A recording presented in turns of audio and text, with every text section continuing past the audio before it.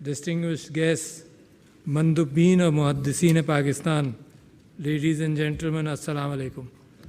मैं आपको बड़ी मुबारकबाद पेश करना चाहता हूँ जिन लोगों को यहाँ बाकायदा अवार्ड्स दिए गए और जिन लोगों को मिलना था मगर ये कि नंबर ज़्यादा होने की वजह से कुछ एहतमाम नजीब हारून साहब कर लेंगे इंशाअल्लाह। मैं आप सबको मुबारकबाद देना चाहता हूँ जिनको मिल गया और नजीब हारून साहब की मेहनत और मेरे देरीना साथी हैं, जिस अंदाज से ये काम करने निकलते हैं तो फिर उसको मुकम्मल करते हैं, तो लिहाजा मैं आपको भी मुबारकबाद देता हूँ। आपकी मेहनतों का नतीजा निकलना चाहिए। ये भी बताना चाहता हूँ कि माशाअल्लाह आप लोगों ने वाशिंगटन अकॉर्ड के साथ मेंबरशिप और जो दुनिया के अंदर एक एक्सेलेंस के हवाले से अपने आप को मज़ीद इन्वॉल्व किया है, तो बहुत ज़रूरत है इस बात की कि पाकिस्तान के इंजीनियर्स पाकिस्तान के अंदर ही नहीं बल्कि दुनिया के अंदर कोई ना कोई नाम पैदा करें। क्यों पैदा करें? एक ज़माना था जब हमने इंजीनियर्स को बड़ी अच्छी तालीम देकर एक्सपोर्ट कर दिया। एक्सपोर्ट इस वजह से किया कि हमारे यहाँ उनकी खपत कम थी, और यही मेरा गम मेडिकल प्रोफेशन में भी रहा कि ये मुल्क जो अफोर्ड नहीं कर सकता आप जैसा एलीट को प्रोड्यूस करने के अंदर इतना सरमाया भी लगता है, मुल्क का हार्ड अर्न मनी भी लगता है, टैक्सेशन की इनकम भी लगती है इस तरफ, और फिर हम वो प्रोड्यूस कर उनको बाहर भेजने के जाओ बच्चों दुनिया की खिदमत करो।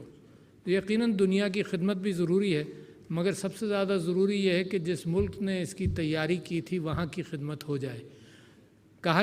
कुछ कहा नहीं जा सकता क्योंकि ज़ाहिर है रोज़ी का अगर बहुत बड़ा डिफरेंस हो और यहाँ एम्प्लॉयमेंट ना मिले तो यकीनन दुनिया में रोज़ी की तलाश आपका हक़ रहा और बहुत लोगों ने छोड़ दिया। और मैं बड़ा फ़ख्र करता था जब मैं 70s में जब अमेरिका गया और सीयर्स रोबक टावर देखा और मुझे ख़्याल हुआ कि ये पाकिस्तानी यूनाइटेड पाकिस्तान के बांग्लादेश मौजूदा बांग्लादेश के ओरिजिन के इंजीनियर ने उसके अंदर बड़ा रोल प्ले किया था।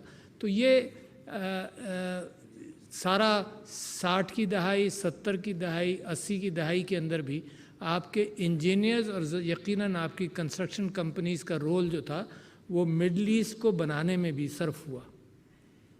नेशनल कंस्ट्रक्शन कंपनी जो यकीनन इंजीनियर्स के साथ भी थे वो यूनाइटेड अरब एमिरेट्स के अंदर और सऊदीया के अंदर मुझे भी फ़ख्र होता था कि आपकी इंजीनियर्स की कंसल्टेंसीज़ थी जो हरमैन शरीफैन की अपकीप का एहतमाम करती थी, मॉडिफिकेशंस में हिस्सा लेती थी, तो लिहाजा एक मुकाम था।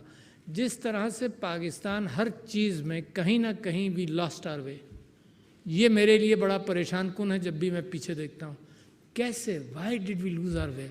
अब उसको समझना ज़रूरी है, यानी उसके अंदर इल्ज़ाम देना नहीं बल्कि बात को समझना ज़रूरी है कि वही मुल्क जो दूसरों को रास्ता दिखाता था, वही महबूबुल हक मरहूम जिसको कोरिया ख़ास तौर पर अपनाता था और दुनिया के ममालिक अपनाते थे, जो तरक्की जिस अंदाज से आप कर रहे थे, जो दुनिया की उम्मीदें आपसे वाबस्ता थीं, वो कहीं ना कहीं रास्ता हमने खो दिया। उसके बावजूद कहीं ना कहीं आइलैंड्स हैं जहाँ पर हमने एक्सेलेंस अख्तियार की। नजीब हारून साहब ने ये बताया कि डिफेंस प्रोडक्शन के अंदर भी इंजीनियर्स का हाथ है, तो मैं समझता हूँ देखें कहीं ना कहीं आपने एक्सेलेंस अख्तियार की। और ये पाकिस्तान का एक कमाल है, एक जज्बे का एक कमाल है कि जब आपको एहसास हुआ तो आपके साइंटिस्ट, इंजीनियर्स, फिजिसिस्ट ने मिलकर ये हमारा एटॉमिक डिटरेंस को पुख्ता किया। और बहुत लंबा अरसा नहीं गुजरा, 6-7 साल के अंदर यू बिकेम न्यूक्लियर कैपेबल, और सिर्फ डिटेरेंस के लिए आपने इस बात को पिक किया। मगर इससे अंदाज़ा ये होता है कि अगर आप करने की नियत करें तो कर सकते हैं। अच्छा, ये इंडिविजुअल्स कभी कभी एक्सेल कर जाएं, ये इससे कहीं ज़्यादा हम महसूस करते हैं कि इंस्टीट्यूशंस वो एक्सेलेंस का माहौल क्रिएट करें। माशाल्लाह यहाँ वाइस चांसलर्स भी मौजूद हैं, तालीम से वाबस्ता भी लोग हैं, तो वो एक्सेलेंस का माहौल पाकिस्तान के अंदर क्रिएट हो। और अब कोई बहाना आपके पास नहीं है कि ना हो, इस वजह से कि एक ज़माना ये था कि हर प्रोफेशन के अंदर बाहर जाओ सीख कर आओ, اور اب اس وقت دنیا کے اندر اتنا علم کلاؤڈز کے اندر موجود ہے کہ باہر جائے بغیر آپ یہاں کی ایجوکیشن سٹینڈرڈز کو امپروو کر سکتے ہیں، باہر جائے بغیر۔ بڑی اہم بات آپ سے کر رہا ہوں۔ لہٰذا اس وقت پاکستان کے پاس کوئی ایکسکیوز نہیں کہ ایکسلنس ہم اپنی تعلیم کے اندر پیدا نہ کریں، اور اگر کسی کو اس بات میں شبہ ہے تو مجھے چیلنج بھی کر سکتا ہے۔ تو اس وقت اس بات کا امکان ہے۔ ہر پروجیکٹ کے اندر میں جب دیکھتا ہوں، جب سے میں یہاں آپ لوگوں نے امانت کے طور پر مجھے یہ ذمہ داری دی ہے جو میرے لیے بڑی مشکل ہے، مگر ہر پروجیکٹ کے اندر میں دیکھتا ہوں کہ جہاں بڑا پروجیکٹ ہے جناب ایڈورٹائز کر سکتے کنسلٹنٹس، اور وہ کیفیت پیدا ہوتی ہے کہ پاکستان میں کنسلٹنٹس نہیں باہر سے آتے ہیں، انجینئرنگ کنسلٹنٹس باہر سے آئیں گے، ہر چیز کا کنسلٹنٹ باہر سے آئے گا۔ اب کب تک ہم ان کے مشوروں پر چلیں گے؟ ہمارا اپنا ایکسپیرینس اب بہت بڑا ہو جانا چاہیے تھا۔ کیا وجہ ہے؟ میں بالکل واقف نہیں ہوں، آپ ہی لوگوں کا کام ہے کہ اس کی، مگر میری نظر تو ہے، میں محسوس تو کرتا ہوں کہ ہر کنسلٹنسی اگر ایئرپورٹ بنانا ہے تو باہر سے کنسلٹنٹ آؤ، لوکل جو ہے وہ طفلی میں آ جائے گا، شاگردی میں آ جائے گا کہ لوکل بھی ساتھ شامل کر لیا جائے تو اچھا ہے، کیونکہ گراؤنڈ ریالٹیز لوکلز اس کو ہینڈل کر لیں گے۔ یہ عمارت جو بنی اس کا آرکیٹیکٹ امریکن، اس کی کنسلٹنسی باہر کی، اور وہ ایسی کیفیت ہے جو مجھے لگتا ہے کہ وہ مسلمان جو عمارتیں بناتے تھے وہ کہاں گئے؟ وہ مسلمان جو ہسٹوریکلی گنبد کے آرکیٹیکچر پر یا آرچز کے اوپر جنہوں نے بڑا ایکسلنس اختیار کیا، اور کسی کو کوئی شبہ ہے تو عثمانی سلطنت کا جو ڈیمونسٹریشن آپ کو استنبول وغیرہ میں ملے گا، آپ کو اسے اندازہ ہو جائے گا کہ مسلمان انجینئر کتنے عروج پر تھا، کہ جو مٹیریل اس وقت اویلیبل تھا تو میٹل سریا نہ ہونا، اس کے باوجود وہ ڈومڈ آرکیٹیکچر کی بنیاد پر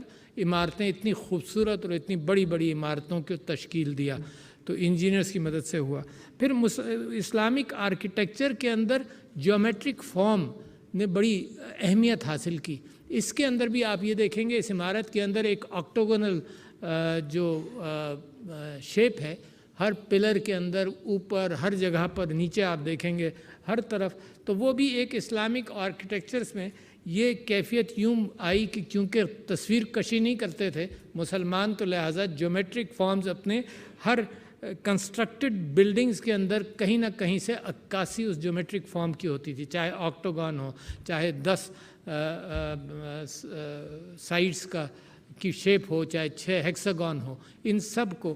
اور it is such a pleasure کہ اگر آپ دنیا اسلام کے اندر یہ جیومیٹرک آرکیٹیکچر کو دیکھیں تو آپ کو بڑی خوشی ہوگی کہ کیا خوبصورتی کے ساتھ اس کو مسلمان انجینئرز نے اور مسلمان کنسٹرکشن جن لوگوں نے کیا اس نے اس اعتبار سے کیا۔ اب آپ کی کیا ضرورت ہے؟ دیکھیں، پاکستان کی ترقی کے اندر جو میں آپ سے یہ کہہ رہا تھا کہ ڈیفنس ٹیکنالوجی کی میں نے آپ کو مثال دی، اسی اعتبار سے ہم اگر فریگیٹس بناتے ہیں تو بھی ہم دوسروں کی مدد لیتے ہیں۔ ہماری کراچی شپ یارڈ اینڈ انجینئرنگ ورکس کے اندر کیپیسٹی ہماری بڑھ رہی ہے، مگر not with the speed with which Pakistan wants it. یہیں پاکستان کو آپ نے اور ہم نے کیا سمجھ لیا ہے؟ یہ سمجھ لیا ہے کہ دنیا کی اقوام کے اندر بس ساتھ چلتا رہے گا، ایسا نہیں ہے۔ پاکستان کا جو ویژن جن لوگوں نے دیا، جس کے اندر علامہ اقبال اور محمد علی جناح، وہ تو ویژن بہت بڑا تھا۔ وہ تو کم سے کم اتنا ضرور تھا کہ پاکستان اگر 5واں موسٹ پاپولس ملک ہے دنیا کا، تو کم سے کم اس لیول آف امپورٹنس کے ساتھ تک تو آئے۔ یہ نہیں کہ وہ ہے 5واں یا 6واں اور گنتیوں میں بہت ہی پیچھے نظر آتا ہے، ہر میجر کے اندر، ہر ناپ تول کے اندر نظر آتا ہے کہ پاکستان پیچھے ہے۔ یہ تو پاکستان کا ویژن نہیں تھا۔ اور اگر مجھے یقین ہے کہ آپ لوگ اس ویژن پر مطمئن نہیں، جو کیفیت ہے اس پر مطمئن نہیں ہے، آپ لوگ اس ویژن کے ساتھ محسوس کرتے ہیں۔ کہاں فریگیٹس، پلینز کے اعتبار سے میں سمجھتا ہوں ویپنز ٹیکنالوجی دنیا کے اندر بڑی ترقی کر گئی۔ اس وقت جو یوکرین کے اندر ہو رہا ہے اس کے اندر 2 قسم کے ویپنز ہیں جو آؤٹ اسٹینڈنگلی ان کا اثر ہے۔ ایک تو سائبر پاور، جس کا ہمیں اور آپ کو اندازہ نہیں، خیر وہ انجینئرنگ سے کہیں زیادہ IT کی فیلڈ ہے، مگر ویپنری کے حوالے سے بھی بڑا آؤٹ اسٹینڈنگ فرق ہے جو مسلمانوں کی نالج ہے اور پاکستان کی نالج ہے اس سے کہیں آگے۔ تو ہم کیا امیدیں رکھیں آپ سے اور اپنے آپ سے؟ اور جب آپ سے کہتا ہوں تو اپنے آپ کو بھی شامل کرتا ہوں، آپ سے اور اپنے آپ سے۔ ہم یہ امیدیں رکھیں کہ ہمیں مزید 30-40 سال چاہیے وہاں تک پہنچنے کے لیے، یہ تو میرے لیے اور آپ کے لیے خود انیکسیپٹیبل ہے. لہٰذا نیا جو ہیومن ریسورس ہے اس کے اندر انویسٹ کرنا چاہیے. نیا جو ہیومن ریسورس ہے اس کے اندر تعلیم کے حوالے سے، اپارچونیٹیز کے حوالے سے، اور پاکستان کے اندر بھی اس بات کا بھی اہتمام ہو. یہ دوسری بات ہے کہ یہاں کا آدمی اب باہر نہیں جاتا، یا امیگریشن کے حوالے سے دنیا کانشیس ہو گئی ہے، but this should not be a force choice.